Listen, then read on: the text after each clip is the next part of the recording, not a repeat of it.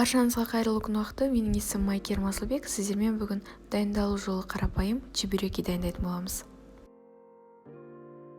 Видеоның соңына дейін қарамас бұрын менің Instagram желісіндегі парақшам Майкер Масылбек, маған тіркелуді ұмытпаңыз. Ең алдымен біз қамырын дайындап алуымыз керек. Ол үшін бізге қайнаған су, тұз, сұйық май және ұн керек.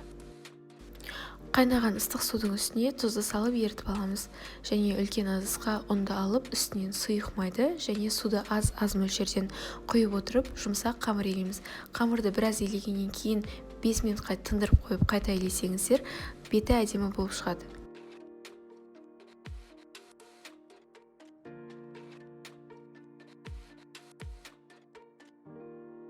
Қамырдың беті осылай түзу, әдемі болып шығу керек. Енді салмасын дайындаймыз. Ол үшін бізге 3 қайнатылған жұмыртқа, көкпияз, сұйық май, тұз және бұрыш керек.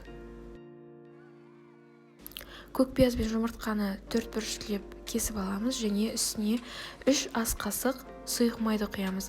Тұзды, бұрышты өзіңіздің талғамыңызға сай салу керексіз.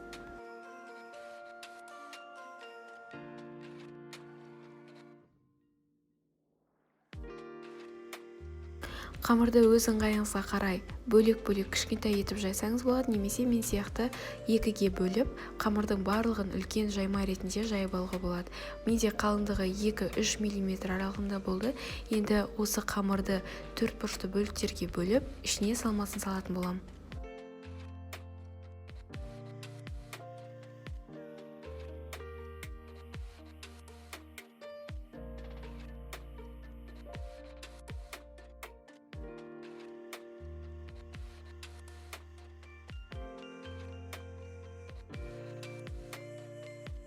Маған кішкентай чебурекилар ұнайды, сондықтан мен кішкентай етіп жасаймын, ал сіз өз қалауыңызға қарай үлкейте берсеңіз болады.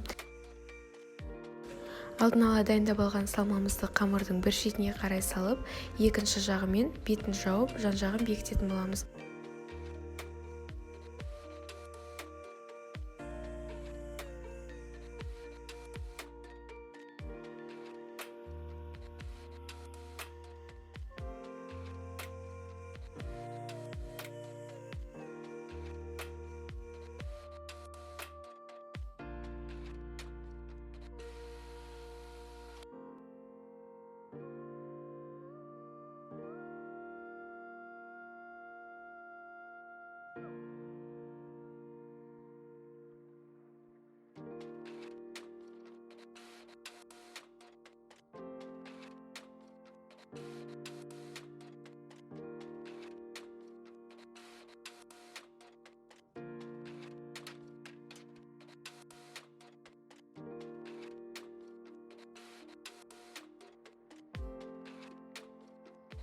Барлығын дайындап алдық, енді қуырып пісіруіміз керек.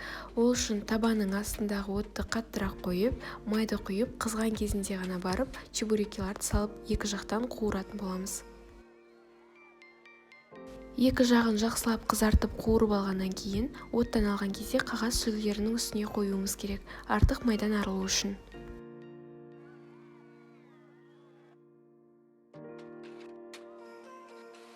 Біздің чебуреки дайын болды. Міндетті түрде жасап көріңіз, өте дәмді болып шығады, және рецепті өзіңізге сақтап алыңыз. Сіздермен бірге дайындаған Майкер Масылбек.